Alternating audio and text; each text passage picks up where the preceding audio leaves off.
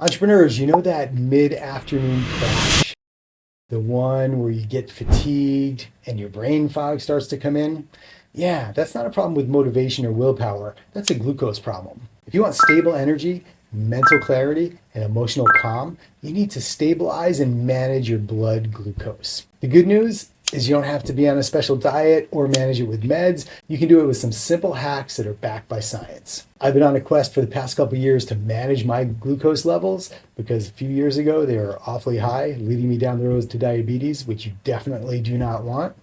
So here are my top 4 hacks for managing my glucose levels. First, we know that glucose causes spikes, cravings, fatigue, mood swings, all sorts of bad stuff. So of course, it's worth managing. Especially if you're an entrepreneur, you want those things creeping into your day. They're going to affect your mental clarity, your focus, your decision making, your innovation.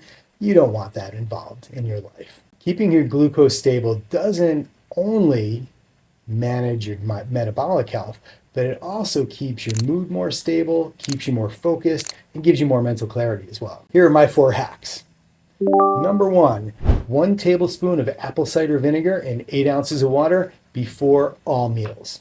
I learned this one reading the Glucose Goddess book. It really works for me, and the acetic acid in the vinegar helps reduce glucose spikes by up to 30%. Check it out. Let me know what you think in the comments.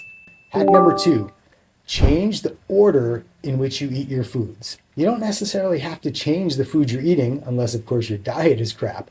If you start with fiber, then move to protein, then have your fast carbs last, you're going to see a much smaller curve or a much smaller spike in your glucose after meals. Number 3, probably my favorite one, this is a 10-minute walk after your meal. 10 minutes is great, but for me, 30 minutes really does much better. And besides, it's great just to be outside, get that natural light in your eyes, and enjoy nature after a meal.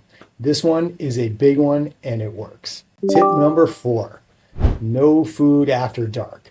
I know this one's kind of hard when you're trying to have a regular social life, but for me, eating my last meal while the sun is still up, giving my body plenty of time to digest and rest, manages my glucose overnight, and when I wake up in the morning, my fasting glucose is much more manageable. Finally, you've got to measure this stuff to know if any of these behavior changes are making a difference in your blood glucose. What works for me might not work for you, or it might not work in the same way, so it's important that you track this yourself. The way I do it is with a continuous glucose monitor by Stilo that I match up with my Oura Ring app, and it gives me my blood glucose every minute of the day. And the coolest part is I can match it up to things like my heart rate variability and my sleep schedule, giving me a complete picture of my health. If you like this video, check out my podcast episodes with Carolyn McAuliffe, Jesse Levy, and Emily LaPlante. You'll get to listen in on some really great conversations about overall health.